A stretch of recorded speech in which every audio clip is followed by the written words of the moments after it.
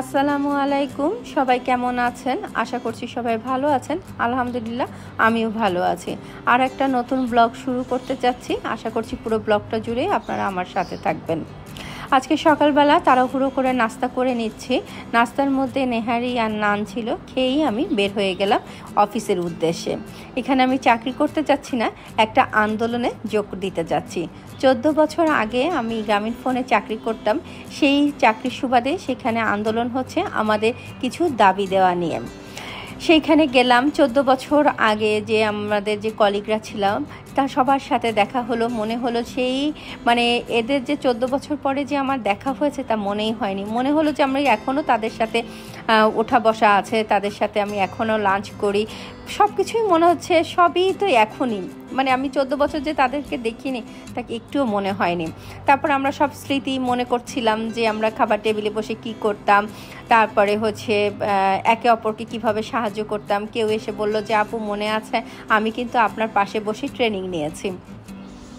এই সমস্ত স্মৃতি রোমন্থন করে ওখানে বেশ সবার সাথে দেখা সাক্ষাৎ করে সেরে চলে আসলাম বাসায় এসে আবার সেই গৃহিণী হয়ে গেলাম। বাসায় তো কোনো কাজ না করেই দৌড়াদৌড়ি করে চলে গেলাম অফিসে আন্দোলনের জন্য। তারপরে বাসায় এসে আবার শুরু করে দিলাম কাজ। ডাইনিং এরিয়াটা খুবই খারাপ অবস্থায় ছিল, সেইখানে সব কিছু পরিষ্কার করে নিলাম। তারপরে দেখলাম বারান্দায় গাছগুলোর অবস্থা খুবই করুণ, গাছগুলোও ঠিকঠাক করে নিচ্ছি। আসলে গাছ রাখলে দেখা যায় গাছগুলোকে নিজের বাচ্চার মতো যত্ন করে নিতে হয়। দেখবেন 7 দিন ধরে আপনি পানি যদি না দেন, একটু মাটি যদি খুঁচিয়ে না দেন, তাহলে গাছগুলোর চেহারাটাই একেবারেই বাজে হয়ে যায়। আর এপাশে আমার সাকুলেন্ট গাছগুলো একটা মাশাআল্লাহ চারা হয়ে এত সুন্দর ভরে গেছে যে গাছগুলো কেটে আর একটা নতুন পাত্রে আমি দিয়ে দিলাম, যেন গাছটা ভালোভাবে বেড়ে উঠতে পারে। আর এই সাকুলেন্ট গাছ কিন্তু শীতকালে খুব সুন্দর হয় গরমকালের থেকে। তারপরে দুপুরে রান্নাতে চলে আসলাম। আজকে আর বেশি কিছু রান্না করছি না, বেগুন ভাজির করব আর মুরগি। যেহেতু বাচ্চারা মাছ খায় না, তা ভাবলাম যে আমাদের জন্য মাছ আবার বাচ্চাদের জন্য চিকেন, তার থেকে বরং আমাদের নিজেদের একটাই খাবার রান্না করি, মুরগি আর বেগুন ভাজা। এই সমস্ত করেই একটু রেস্ট নিয়ে নিলাম। এর মধ্যেই আমার ছোট ছেলের আবদার যে আম্মু তুমি তো সেদিনকার রামেন কিনে নিয়ে এসেছো, এখন আমাদেরকে বানিয়ে দাও।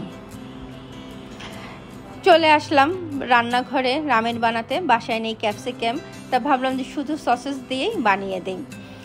তা ভাবলাম যে রামেন যেহেতু বানাবো, তাহলে আর একেবারে ডিনারের প্রিপারেশনটাও করে নেই। সেই জন্য 2টা নিয়ে নিলাম, সেই সাথে আর একটু পাস্তা দিয়ে দিলাম। তা আমার ছেলে তো বলল যে আম্মু পাস্তা দিচ্ছ, খেতে কেমন হবে? তা আমি বললাম দেখো ও একটা সুন্দর খেতে হবে, তুমি বুঝতেই পারবে না যে এটার মধ্যে পাস্তা আছে, কারণ রামেনের স্বাদটাই তো পাস্তা, স্বাদটা তো থাকবে না। এটা দেখতে পাস্তা কিন্তু স্বাদ তো থাকবে রামেনের। তার সাথে তর্ক করতে করতেই রান্নাটা কমপ্লিট করে ফেললাম। এখানে আমি বাটারের সাথে একটু সয়াবিন তেল দিয়েছি। সয়াবিন তেল না দিলে বাটারটা পুড়ে যায়, তখন তার আর ফ্লেভারটা থাকে না। সসেস একটু ভেজে তার মধ্যে একটু পেঁয়াজ দিয়ে নুডলসটা দিয়ে দিলাম, দিয়ে তারপর রামেনের যে মশলাটা থাকে, যে ঝাল মশলাটা, সেটা সামান্য একটুখানি দিলাম। তাতেই যে পরিমাণ ঝাল হয়েছিল, খেলেই দেখা যাচ্ছে যে জিভ টিপ জ্বলে যাচ্ছে। তাই ভাবলাম যে এত ঝালের মধ্যে একটু পাস্তা সস দিয়ে দিই, তাহলে খেতে ভাল লাগবে এবং একটু মিষ্টি মিষ্টি ভাব আসবে। আর এর মধ্যে আরেকটা আমি ছোট্ট একটা জিনিস অ্যাড করেছি, সেটা হলো চিকেন পাউডার। যেহেতু এখানে কোনো সবজিও নেই, খেতেও তেমন ভালো লাগছে না, সেজন্য এর মধ্যে আমি একটু চিকেন পাউডারটাও অ্যাড করেছি। খেতে কিন্তু মাশাআল্লাহ অনেক মজার হয়েছিল, ঝালটাও হয়েছিল কিন্তু সেই রকম ঝাল হয়নি। তারপর বাচ্চাদের দিলাম, বাচ্চারাও আল্লাহর মতে খুবই মজা করে খেয়েছে।